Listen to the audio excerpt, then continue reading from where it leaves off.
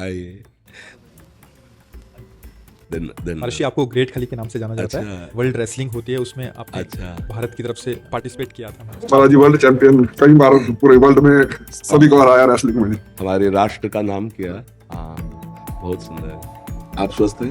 हाँ, ठीक है महाराज जी। हमारी प्रार्थना है जो भी नाम आपको भगवान का प्रिय उसको जपा भी कीजिए, क्योंकि ये शरीर एक दिन जाएगा, ये तो आपको पता है ना, जाएगा। देखो, पहले जैसा था वैसा जो आज है वैसा कल नहीं, जैसा कल रहेगा वो परसों नहीं। ये परिवर्तनशील शरीर है, इसका एक दिन पतन हो जाएगा।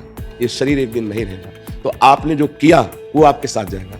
देखो, आपने जैसे ये, हम तो ज़्यादा जानते नहीं इस विषय में, पर इतना जानते हैं कि एक क्रीड़ा है, ये युद्ध क्रीड़ा जो आपने खेला वो एक युद्ध क्रीड़ा है। उस पर आपने हमारे राष्ट्र का नाम किया, आप हमारे भारत की पहचान बने। अब जब आप यहाँ से जाएं तो आपके पास धन होना चाहिए। तो यहाँ का सिक्का काम नहीं करता। वहाँ जो भी जिस भाव से, भगवान के विविध नाम हैं, कोई अंग्रेजी में उनको पुकारता है, कोई उर्दू में पुकारता है, कोई हिंदी में पुकारता है। भगवान की सब भाषाएं हैं, सब भगवान के नाम हैं। अगर सच्चाई से भगवान का नाम जब किया जाए तो हमारा जीवन आना यहाँ सार्थक हो जाएगा। देखो, आज आपकी पहचान है भारत में, आप अमुक हैं, लेकिन ये शरीर तक है। शरीर छूटने के बाद जहां आप जाएंगे उसकी पहचान के लिए आपके पास क्या है? हमारे प्रश्न को आप समझ रहे हैं? वहां आपके पास क्या जाएगा? ना तो भारत का मेडल जाएगा, ना तो इस विश्व का कोई भी, किसी भी अमेरिका, हालैंड, थाईलैंड कहीं का नोट जाएगा, उस देश में तो नहीं जाता। ना ये शरीर जाएगा। अब वहां के लिए तैयारी क्या है?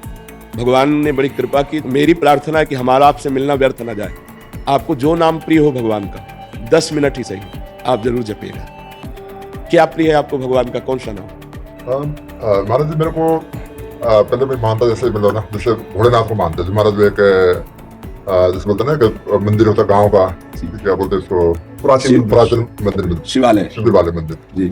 सो उसके बाद बस जैसे सत्संग सुनते हैं बहुत ज्यादा, मतलब इतने संत है, सत्संग में बहुत सुनता हूँ शुरू से। अच्छा, सत्संग बहुत काफी सुनता रहता हूँ मैं। अच्छा, ये तो बहुत अच्छी बात है। लेकिन जब उनके हरकतें देखते हैं थोड़े दिन तक, फिर लगता है मन टूट जाता है। फिर मैं सोचा यार, मतलब कि भाई सत्संग तो सुनो, लेकिन जो मेरे को अच्छा लगता है वो कर दूं। नहीं, एक यहाँ मैं एक बात आपसे प्रार्थना करना चाहता हूँ कि आप मिठाई पसंद करते हैं कि मिठाई वाले को पसंद करते हैं? मिठाई को। तो फिर मिठाई वाले से क्या लेना देना? मेरी बात समझ रहे ना भाई? आपने सत्संग सुना, फिर इसके बाद उनकी हरकतें देखी, तो हमें मिठाई वाले से क्या मतलब? वो जो बोलेगा वो सत्य बोलेगा, क्योंकि समाज में बोल रहा है। वो पीछे जो कर रहा है वो भोगेगा, उसका बोया हुआ कर्म है, वो भोगेगा। मुझे मिठाई से मतलब है, ये मिठाई खाता है कि नहीं, ये कैसा है, मुझे इससे मतलब नहीं। मिठाई देखी और उसे खाया तो मुझे स्वाद आया। बात समझ में आई? आप यदि सत्संग सुन रहे हैं तो आपको महान बना देगा सत्संग। हाँ, ये जरूर है कि असली रुपए का ही नकली बनता है, असली रुपए का ही नकली बनता है। यदि हमें नकली नोट मिल चुका है तो असली की खोज करें, मिल जरूर जाएगा। इस सृष्टि में ऐसा नहीं है कि नकली ही नकली। अगर नकली है तो 100% असली होगा, क्योंकि नकली बना ही असली से है। अगर असली ना होता तो उसका नकली निकलता ही नहीं।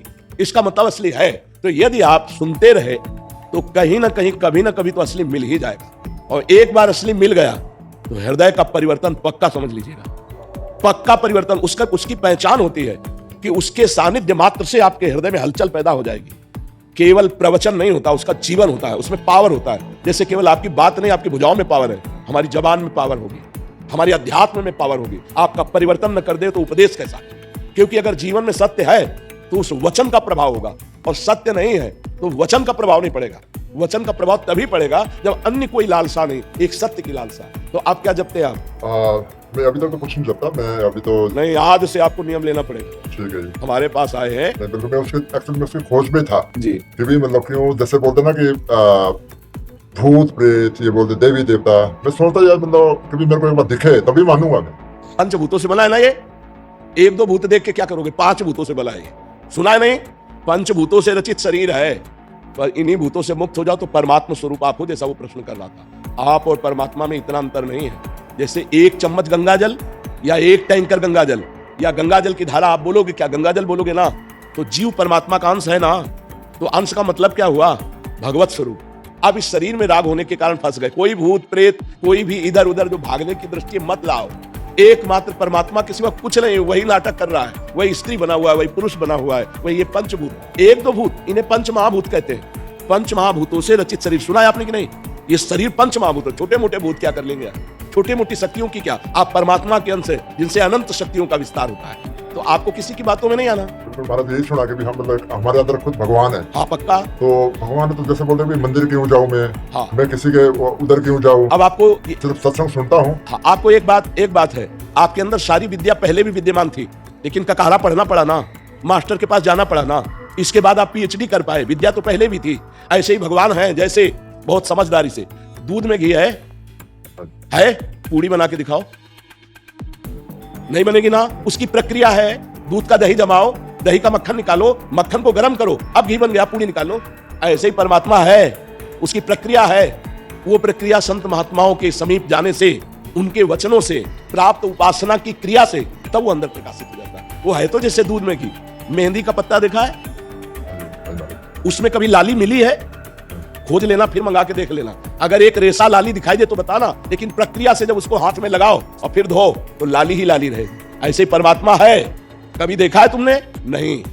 प्रक्रिया करोगे, साधना करोगे, यही दिखाई देगा। सबसे बड़ा मंदिर आपका हृदय है। बाहर घूम आओ और अगर अंदर के ठाकुर को नहीं पहचाना, यहाँ भगवान को नहीं देखा, कहीं नहीं मिलने वाला, और यहाँ देख लिया तो कुत्ते में भी वही दिखाई देगा, दूसरी जगह ले दिखाई देगा। समझ पा रहे आप? बिल्कुल महाराज, उसी की खोज पे हूं मैं अभी तक भी। मतलब कैसे मतलब से मतलब कनेक्ट हूं। हाँ, पहली सीढ़ी हमारी प्रार्थना मान लीजिए नाम जप है। तुम्हें नाम कौन सा प्रिय है? मैं तो सारे को मानता हूँ, मतलब एक पकड़ना पड़ेगा, एक नाम पकड़ो। महाराज जो आप बोले उसको पढ़ो। देखो हम तो आशिक हैं वृंदावन के, हमारा तो राधा राधा राधा राधा, तुमने सुना ही होगा। हमारा तो राधा राधा, पर महाराज जी मतलब जैसे राधा राधा बोले, भोलेनाथ का नाम जपे, बात तो एक ही है जी। तो उसमें से एक ही जपना पड़ेगा या मतलब जब तक एक में प्रीति नहीं होती, जैसे दूध की रबड़ी, दूध का अढ़ोता किया ना, और वो पेड़ा, फिर बर्फी, है तो सब दूध ही, लेकिन अपनी पसंद क्या है? पसंद क्या? इसमें देखना पड़ेगा। ब्रह्म के कोई भी अक्षर ऐसा नहीं जिसमें ब्रह्म ना हो। जैसे देखो, आ शब्द है, आ तो का, खा, गा, घा, अंगा, चा, छा, आ विराजमान है ना। आप राधा बोलो, शिव बोलो, राम बोलो, कृष्ण बोलो, सब वही है, पर प्रीति तो एक नाम में होगी ना। गा हम सब जग सकते हैं, लेकिन जब प्रेम होगा तो एक से होगा। तो एक कोई नाम चयन कर लो और जिसको बार बार रटो। तो जैसे दो लकड़ियों के घर्षण से उसमें अग्नि नहीं है, पर अग्नि पैदा हो जाती है, ऐसे ही जब हम अपनी जबान से नाम जप करते हैं, राम राम राम, शिव शिव शिव, कृष्ण कृष्ण कृष्ण, हरि हरि हरि, राधा राधा राधा राधा, तो हमारे अंदर एक दिव्य शक्ति पैदा होती है। उसी शक्ति से सब कुछ दिखाई देने लगता है। एक परमानंद में प्रभु जो सबके अंदर छुपे हुए हैं, हम उनका साक्षात्कार करते हैं। बचपन से इस मार्ग में लगे हैं, बिल्कुल अनुभव की बात करें, अगर पकड़ लो तो पार हो जाओगे। एक नाम पकड़ लो, तुम्हें जो नाम प्रिय लगे। छूट है, हमारे प्रभु के अनंत नाम है, पर पकड़ना एक पड़ेगा। बोलो क्या पकड़ो? मैं आपको नेक्स्ट टाइम आऊंगा तो मैं पूरा पर नेक्स्ट टाइम तक के लिए हम आपको खाली नहीं रहने देंगे। अगर आप आए हैं तो चाहे 10 मिनट जपे या 20 मिनट जपे, पर एक नाम आपको अब लेना पड़ेगा कि मैं शिव शिव बोलूंगा, राम राम बोलूंगा, कृष्ण कृष्ण बोलूंगा। फाइनल में जो होगा सो बाद में बताना। बोलो आप। राधे राधे। जब आएंगे ना तब एक बार बच्चों के साथ हाँ, बिल्कुल, दर्शन जरूर। करने के लिए। महाराज जी, जो आपने जो दिशा दिया ना समाज को जी, मतलब जो पूरे समाज को एक तरीके से बिल्कुल ही चेंज ही कर दिया जी। हम भी आपकी यूट्यूब पे ये देख के वीडियो तभी पूरा देखा सुनते हैं जी, तो अभी हमारा मिलेंगे महाराज जी से आशीर्वाद लेकर चले। महाराज ये क्वेश्चन है मेरा। हाँ, जैसे लोग जब आपस मेरा एक सिद्धांत है मतलब कि भी मैं किसी को नाम नहीं जपता, किसी को नहीं, पर एक चीज पकड़ी है मैं कि किसी को मैं हर्ट नहीं करना चाहता लाइफ में। मतलब कि भाई अगर किसी को थप्पड़ मारनी तो पूछ के मारो, भी थप्पड़ मारूंगा तेरे को, मतलब समझ जा। तो एक तो मैं हर्ट नहीं करना चाहता किसी को। लेकिन इसे एक बात समझिए, आपने एक केवल प्रतिकूल क्रिया रोकी है। ये कोई आपके पास धरोहर नहीं है। आपने एक प्रतिकूल क्रिया नहीं करूंगा, आप समझना, ये आपके पास संपत्ति नहीं है। अब आप कह दो मैं नाम जप नहीं करूंगा लेकिन किसी को दुख नहीं दूंगा, दुख ना देना ये आपकी एक अच्छी क्रिया के अंतर्गत आ गया, आपकी सोच के। आपके पास संपत्ति क्या है? आप जब यहां से जाएंगे तो आपके पास संपत्ति क्या है? तो इसीलिए कि 10 मिनट 20 मिनट, अगर 20 मिनट भी शुरुआत कर दी राधा राधा राधा राधा, तो आप खुद अनुभव करना। ये क्वेश्चन और आप खूब पूछ लो। जैसे महाराज मतलब कि लोग ना फायदा उठाते हैं, जैसे मेरा भोलेपन का, कभी सीधा साधा अमेरिका से आया है, इसको क्या पता है, तो मेरी बात समझो। उठाते हैं, फिर गुस्सा बढ़ाता है। नहीं, गुस्सा नहीं, आपको आनंदित होना चाहिए। आप किसी के फायदे के काम में आए, जब आप हट नहीं करना चाहते, वो दुख नहीं देना चाहते किसी को, कंट्रोल नहीं होता, कई बार ना वैसा लगता है क्या करूँ अब, नहीं, उस समय मुस्कुराना चाहिए। करता हूँ मैं, धीरे धीरे कंट्रोल कोशिश करता हूँ, बहुत जैसे बोलता ना कि नहीं, अब उसको बाहर कंट्रोल- उठते, मतलब नहीं, क्या आपने मतलब- पहली बात कही थी मैं किसी को दुख नहीं देना चाहता। अगर आपका फायदा उठा रहे हैं तो धन्य भाग है, आप किसी के फायदे लायक तो बने। यहाँ तो संसार में पशु की तरह जन्मते हुए मर जाते हैं, किसी के फायदे में नहीं आते। आपका लोग फायदा उठा रहे हैं, ये बहुत अच्छी बात है, आप डरिएगा मत, आपको कोई परास्त नहीं कर सकता। जब आप किसी को दुख नहीं देना चाहते तो आपको कोई फंसा नहीं सकता। हाँ, लाभ ले ले तो धन्यवाद है, जैसे वृक्ष के नीचे कोई छाया ले ले, कोई पत्ता ले ले, कोई फल ले ले, कोई फूल ले ले, तो धन्य है, भगवान ने आपको ऐसा बनाया कि दूसरे आपसे लाभ ले रहे हैं, नुकसान तो नहीं हो रहा किसी का, तो आपको गर्व होना चाहिए कि हमसे लाभ ही ले लो, लूटो हमें। आपकी बात जी। महाराज जी, मैं इसकी तलाश में था कि भी भगवान कैसे मिले, जी और सभी को ही पता है, जी सब लोगों को पता है कि भी मेरे जो 20 साल तक मैंने कोई चप्पल नहीं, बूट नहीं डाले जी कभी, मतलब ना, और मैं एक मजदूरी करता था, पत्थर तोड़ता था, रोड बनाता था, जी हम 7 भाई थे जी तो कभी सोचा नहीं था कि इतना मिलेगा, जी। परमात्मा के पास कहाँ से मिला, कभी सोचा नहीं था। ये हकीकत मतलब अपनी है, सबको पता है, जी इतने बड़ा आशीर्वाद परमात्मा। जी। पर लेकिन मैं सोचता था कि एक बार उसको देखूं कैसा कैसा, जी। मतलब उसकी तलाश में था मैं हमेशा, मतलब कि भी तो मैंने एक सिद्धांत बनाया था लाइफ पे कि भी किसी को हट नहीं करना और मेहनत करनी है, और बस एक था जो गुस्से का था ना, जो कोई गलत कुछ करना, फिर लगता भी अगर हम गलत सही जाएंगे तो फिर कैसे आगे। नहीं, इसके लिए भी हमने सत्संग में बोला है कि जब तक हम सह सकते हैं कि हमारे धर्म पर, हमारी समाज पर, हमारी राष्ट्र पर कोई आंच नहीं आती, तब तक हम सह सकते हैं। अगर हमारे धर्म पर, हमारे राष्ट्र पर, हमारे समाज पर आंच आने वाली हो तो फिर हम उसका डट के विरोध करेंगे, फिर नहीं सहेंगे। थोड़ी हमारे ऊपर कोई गाली दे दे या हमसे कोई थोड़ा सा लाभ ले ले, हम उसको सह लेंगे, लेकिन हमारे धर्म की हानि हो रही हो, हमारे राष्ट्र की हानि होने वाली बात हो, तो हमारे समाज में हानि पहुंचने वाली हो, फिर हम बर्दाश्त नहीं करेंगे। इसके लिए तो कई बार सत्संग में बोला है। तो आप देखो, गंभीरता पूर्वक एक बात समझ लीजिए कि यदि आपसे कोई छल कपट कर रहा है तो आपको पता है कि आदमी छल कपट कर रहा है, पता लग जाता महाराज। फिर एक बार के बाद दोबारा आप उसका संग मत कीजिए, चाहे वो कोई भेष में हो, चाहे वो किसी भी देश में हो।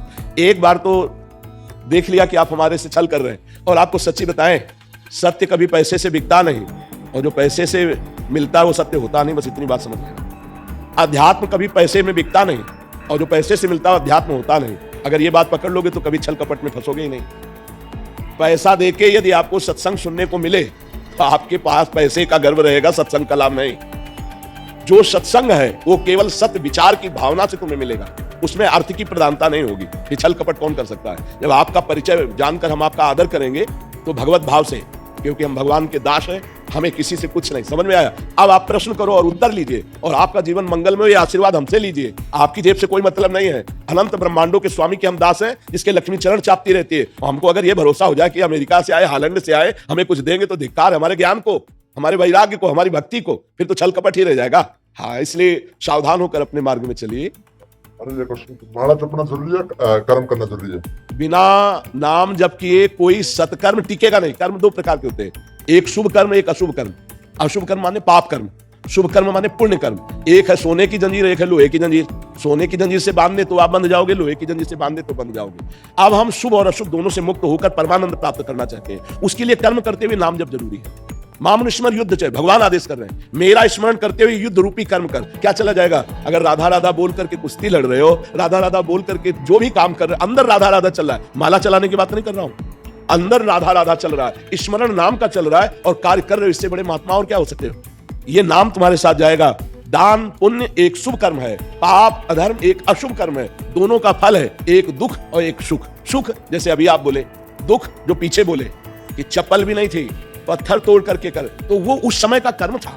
आज तुम्हारा पूर्व का पुण्य फलीभूत हुआ, समाज में सम्माननीय और राष्ट्र के गौरव कहे जा रहे हो। ये कर्म है केवल, लेकिन इससे मोक्ष मिल जाएगा, भगवान मिल जाएंगे ऐसा नहीं। उसके लिए नाम जप करना पड़ेगा, नाम जपना बहुत बहुत जरूरी है, उसके बिना नहीं बनेगा। तो आप चाहे 20 मिनट ही जपिए, 10 मिनट जपिए, पर राधा राधा राधा राधा।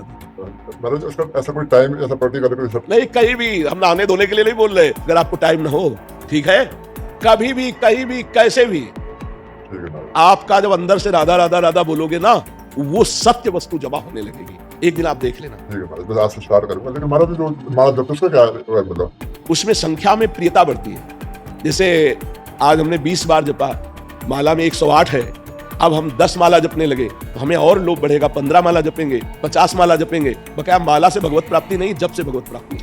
हम लोग प्रायः देखो, सबको यही आदेश किए, श्वास की माला से जपो, अभ्यास करो इस माला से और फिर श्वास श्वास, जैसे हमारी राधा राधा राधा राधा माला चल तो रही है, श्वास चल रही नहीं, एक ऊपर गई फिर नीचे आई, ऊपर गई तब राधा, नीचे गई तो राधा। चाहे आप जो कार्य कर रहे हो, श्वास श्वास नाम जब करने लगो तो भगवान की निश्चित प्राप्ति हो जाएगी। ठीक है।